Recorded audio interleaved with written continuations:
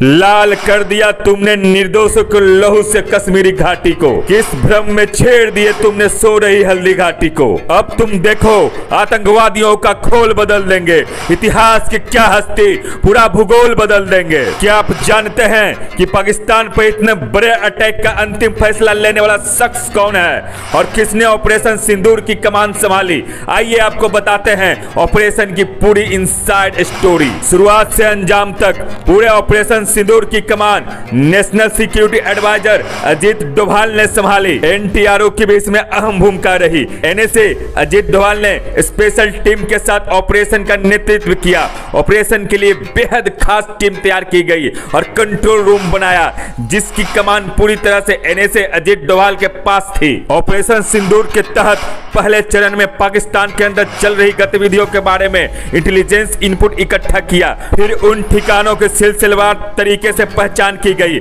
जहां पर आतंकियों ने अपना नया ठिकाना बनाया था। इसके बाद उन सभी टारगेट्स को चुना गया जहां पर संभावित तौर पर हमले किए जाने थे।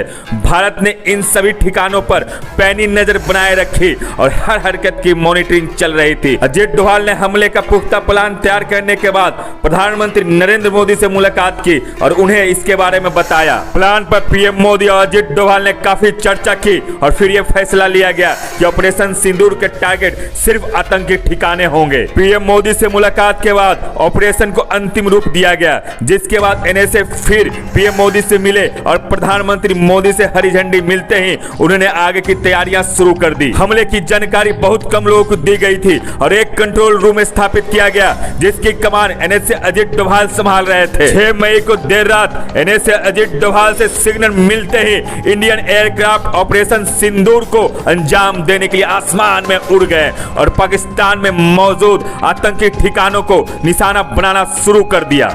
इस प्रकार पहलगाम में हुई 26 बेगुनाह भारतीयों की हत्या का बदला भारत ने ले लिया है। 6 मई की दरमियानी रात में भारत के ऑपरेशन सिंदूर से पूरा पाकिस्तान हिल गया। भारत के हमले में लश्कर तैयबा, जैसे मोहम्मद और हिजबुल मुजाहिदीन जैसे आतंकवादी संगठनों के हेडक्वार्टर तबाह हो गए हैं। 9 आतंकी ठिकानों पर हमला किया गया था जहां करीब 900 आतंकी मौजूद थे और सभी ढेर हो गए।